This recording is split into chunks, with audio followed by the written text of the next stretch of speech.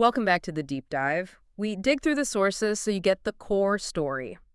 And today, we're diving into something truly out there, an event that kind of suggests the universe might just have a sweet tooth. Or at least a very peculiar delivery system. Exactly. We're looking at the accounts of something called the Candy Apple Meteor Shower from Maple Grove. Our mission here is to piece together what happened that night, the experience, the biological side effects, if you will, and why people still talk about it, what made it the sweetest night of the year. And the source material is incredibly detailed, almost like someone knew it was going to be important. It starts, plausibly enough, as a meteor shower.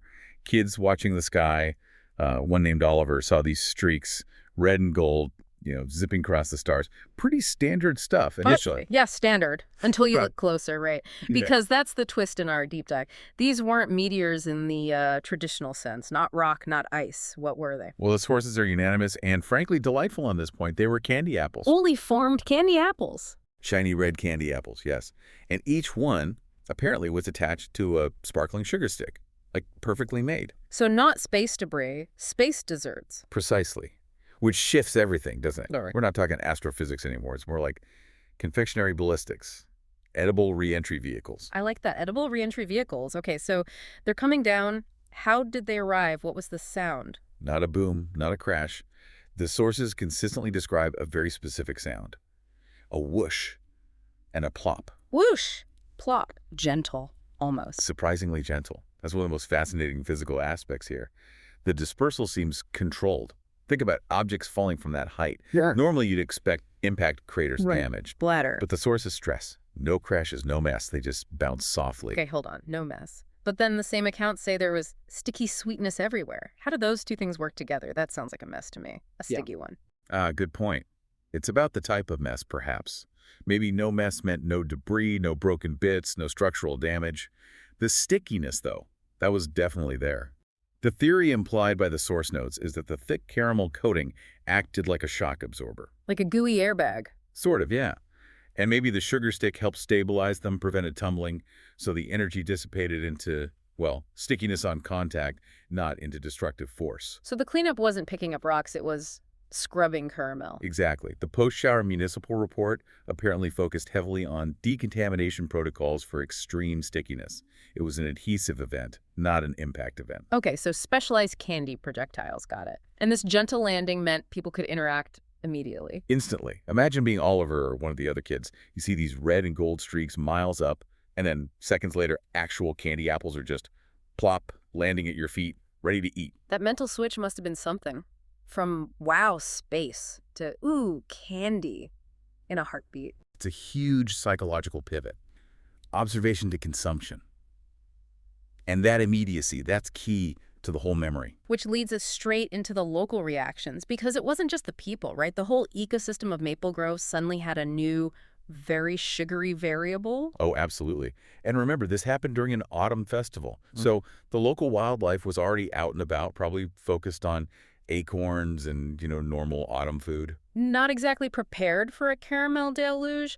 The sources have some pretty specific and frankly hilarious details here. Like the squirrels, what did they do? They apparently went into overdrive, scrambling, collecting.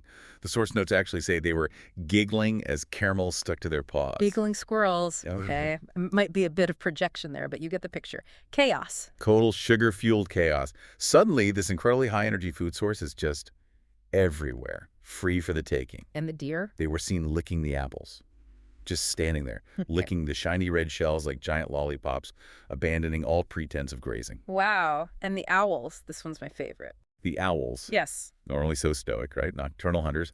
But they were seen hooting happily Ah, and sporting caramel mustaches. caramel mustaches on owls. You can't make this stuff up. Well, someone did, but it's fantastic. Imagine the sugar rush in the forest that night. It must have completely upended the local food chain dynamics, at least temporarily. But it wasn't just the animals. The apples integrated themselves directly into the festival itself. Right. They didn't just land near the festival, they landed in it. Disruptively so. Very specifically.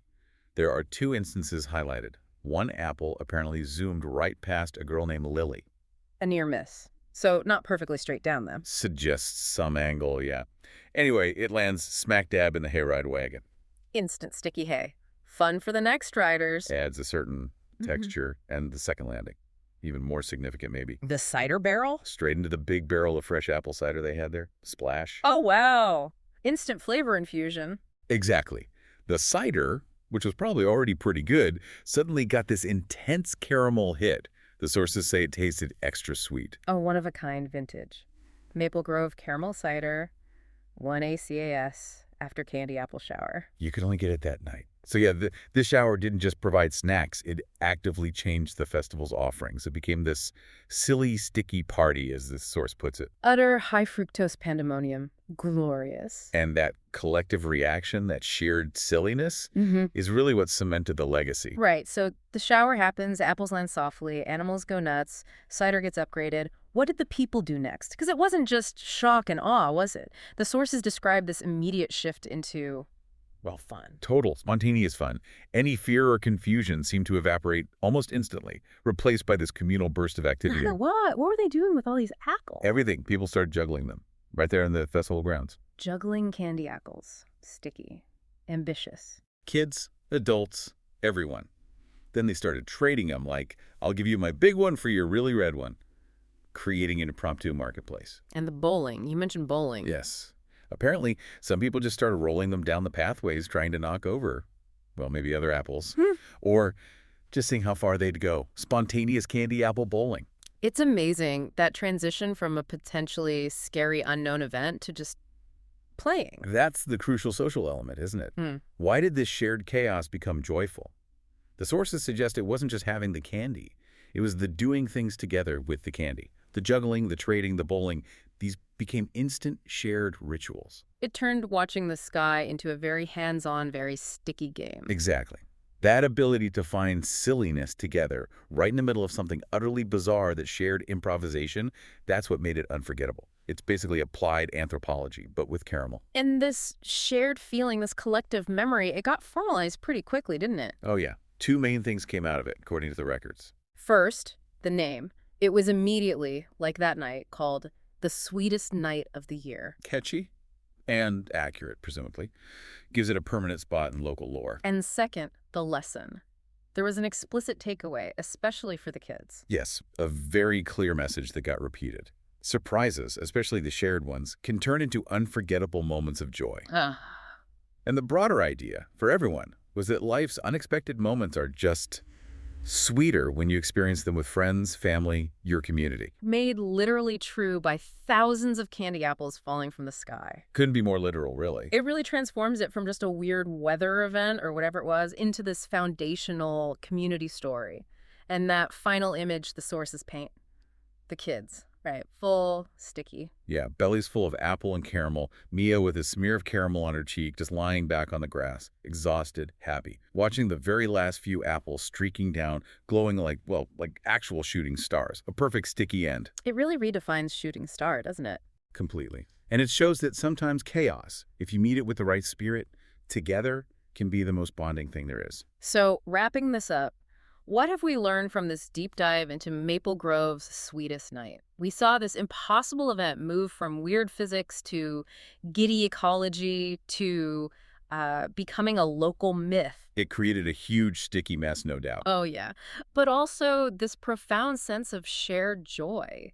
It kind of proved that sometimes the best reaction to the universe throwing something weird at you is just to, well, start juggling it or bowling with it. And the sources really hammer this home. Yeah. The value wasn't the candy itself. It could have been anything, theoretically.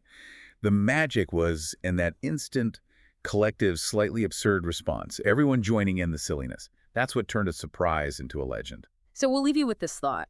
Maple Grove turned falling candy apples into a defining communal moment through spontaneous play. What unexpected thing, maybe even an inconvenience, in your own life or your community could, with a shared shift in perspective, become your own sweetest night story? Something to think about. Keep diving deep.